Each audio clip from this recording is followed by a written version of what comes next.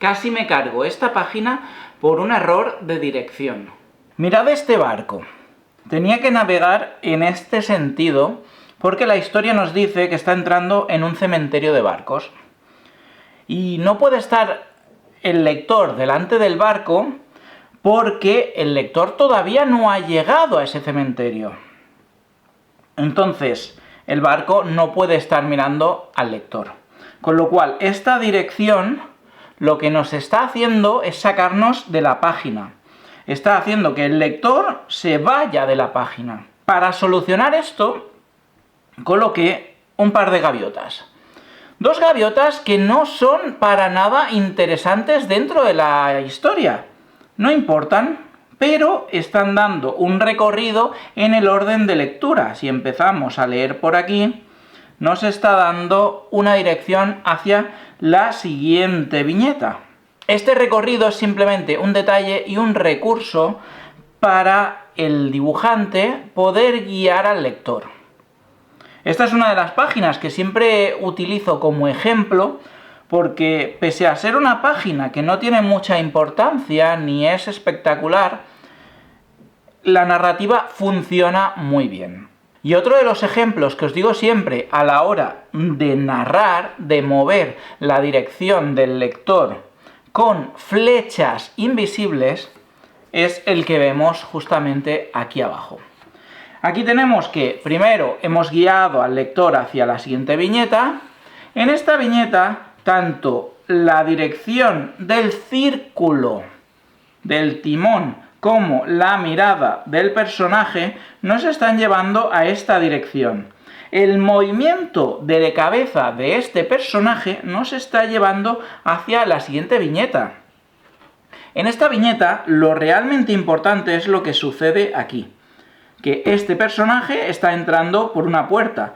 Lo que hay delante, este personaje está cortado, pero está cortado porque realmente no importa. Si este personaje fuese importante, no puede estar cortado. Y si yo no corto este personaje, toma más importancia. Entonces, de esta manera, lo que estoy haciendo, como el personaje protagonista está entrando y me puede sacar de la página, ¿cómo devuelvo yo al lector a la siguiente viñeta? Mediante este movimiento. Mediante positivos y negativos, estoy creando una diagonal que acaba en este personaje. Y aquí dejando un hueco para el narrador. De este modo, esta misma viñeta con esta diagonal me está llevando al paso de página, a acabar la página. Si esta viñeta no fuese la página de la derecha donde tenemos que dar la vuelta a la página, no podríamos tener esta dirección, sino que llevaríamos hacia arriba. Este tipo de correcciones de ojo clínico son las que hacemos constantemente dentro de la asociación. Revisamos portfolios, vemos qué cosas podemos mejorar o hablamos de temas de narrativa, lo que cada caso necesite. Si necesitáis cualquier seguimiento, tenéis el enlace aquí en la descripción. Estas son dos páginas también que utilizo siempre de ejemplos porque son muy sencillas. Simplemente estamos dando una pausa a lo que es la historia. En este momento la historia había pasado por temas muy rápidos, muy de acción, pero ahora mismo lo que interesaba era hacer una pausa, relajar la escena. Entonces, el personaje abría la nevera, se ve aquí, cogía una lata, abría, se ven varios elementos. Todo esto en una historia lo que estamos haciendo es calma. Pausa, porque a lo mejor luego queremos meter un giro de acción. Y aquí, básicamente, estamos dándole pues ese descanso del personaje. ¿Qué uso hay aquí de narrativa? Aquí hay un uso muy particular. Esta página es la página que queda a la izquierda. Si nosotros lo tuviéramos delante, lo veríamos así. Entonces, esto, al contrario de lo que os he comentado antes, en la última viñeta sí que tenemos que llevar al lector a la primera viñeta. Pero vamos a empezar por el principio. Esta viñeta tiene una inclinación que está hecha con un propósito. El personaje está totalmente recto y todas las líneas de la viñeta son rectas. El orden de lectura es de izquierda a derecha. ¿Qué pasa aquí?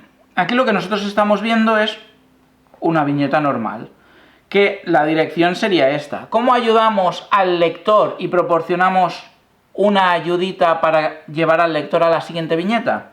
Con la inclinación simplemente de la viñeta. No tenemos que inclinar al personaje, sino esta línea ya está haciendo como que la viñeta cae encima de esta, con lo cual ayudas al lector a esto. La dirección de la mano con la chapa y esto te está llevando a la pistola. La pistola está haciendo una línea, una L invertida, que te está llevando directamente a la mano.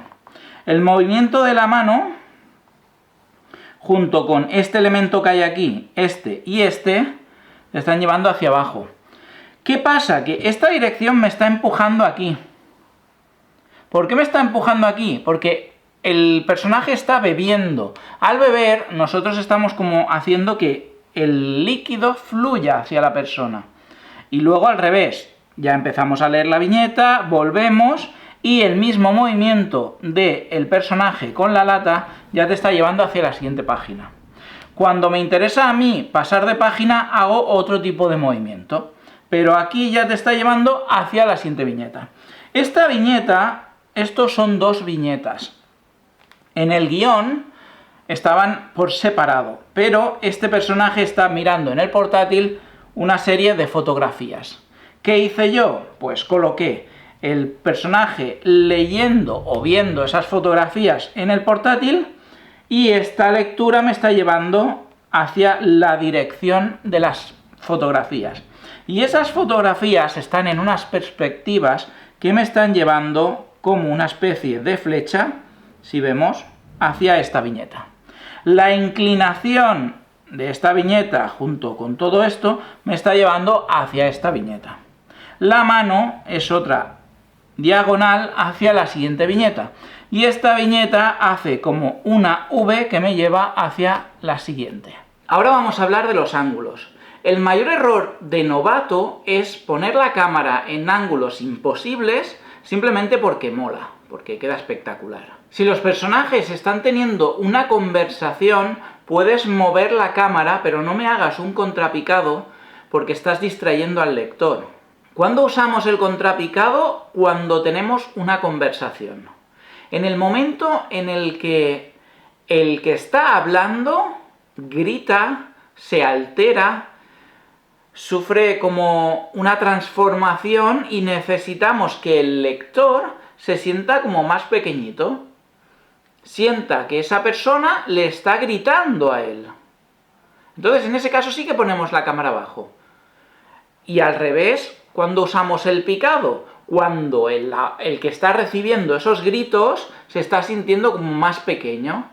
En esos casos, en una conversación sí que puedes meter un picado y un contrapicado para dar esa sensación. Como que uno se está sintiendo como más importante, está alzando la voz o está regañando a otro.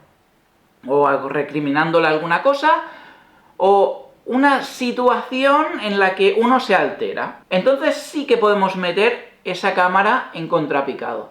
Pero si no, en una conversación no es necesario. Es más, lo que haces es, como digo, distraer al lector. Viendo esa viñeta, tú como lector sientes el grito antes de leerlo. Vamos a hablar de los bocadillos. Yo al principio, cuando dibujaba las páginas de cómic, sentía que, bueno, ¿dónde colocarás el bocadillo? Tengo que rellenar toda la viñeta y no te acuerdas del bocadillo, no te acuerdas de que esa viñeta lleva unas frases de unos personajes que están hablando o de un narrador que está contando algo. Entonces, con el tiempo ya aprendes a leer un guión. Y cuando lees el guión sabes que en ese apartado hay diálogo. ¿Qué haces cuando hay un diálogo? Tienes que dejar un hueco. Ese hueco tiene que formar parte de la narrativa de la página. Si yo dejo un hueco, pero no lo tengo en cuenta, ese hueco, como parte de la narrativa de la viñeta, me estoy cargando la composición, porque al colocar ese bocadillo, la viñeta va a cambiar. El recorrido de lectura que tú le habías dado, si no habías contado con que en ese apartado va el bocadillo, hostia, ya la lectura no es la misma, puede haber algún cambio. Entonces, ¿cómo detecto yo cuando tiene que haber un elemento o algo que llame la atención y que tengo que poner un bocadillo allí? En muchas ocasiones, cuando tenemos una duda de si hay demasiado hueco y el guionista, bueno, o el maquetador en este caso, va a poner el texto aquí o aquí, tenemos que darle como, a lo mejor, proporcionar una capa extra diciendo que aquí quiero el bocadillo. Entonces, en ese hueco se colocará el bocadillo siempre y cuando el maquetador respete lo que tú has puesto. Si lo respeta, vas a tener una página compuesta como tú la tenías en tu cabeza. Si no le das unas directrices en una capa extra, cuando tú mandas el archivo, puede ser que lo ponga ahí o puede ser que lo ponga en otro sitio. Hay veces que incluso dejas el hueco, pero el bocadillo lo ponen en otro sitio. Eso también te puede pasar. Normalmente el maquetador entiende que si tú has dejado un hueco, ahí va el bocadillo. Pero, ¿cómo entiendo yo cuando el bocadillo va a ser más grande o más pequeño? Esto al final es cuestión de práctica. Luego ya aprendes a verlo en tu cabeza el tamaño de la letra. Pero cuando eres un poco principiante, lo que puedes hacer es dibujarte unas líneas con lápiz muy finitas, que luego no molesten, para saber un poco el tamaño del texto. Puedes dibujar, a lo mejor, si trabajas en DIN A3, puedes dejar uno como medio centímetro y unos 3 milímetros de extra, ¿vale? Para ver la letra y luego el espacio que hay. A lo mejor, bueno, o dejas 1 centímetro en total entre la letra y el espacio del texto entre línea y línea. Así, si tienes 2 líneas, dejas 2 centímetros aproximadamente. Con eso ya entiendes de que, bueno, ahí pueden colocar los textos y no va a tapar nada de la imagen.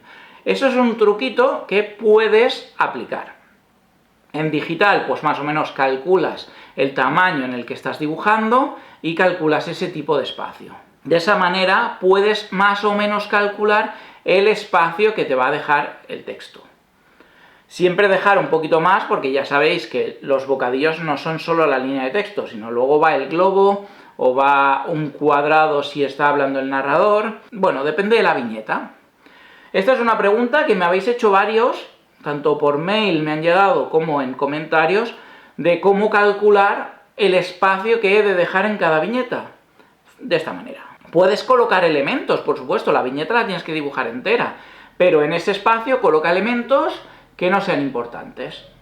Y si tienes que dejarle una referencia al editor o al maquetador para que coloque ahí el bocadillo, pues se la dejas. Le creas una capa nueva y pones eso.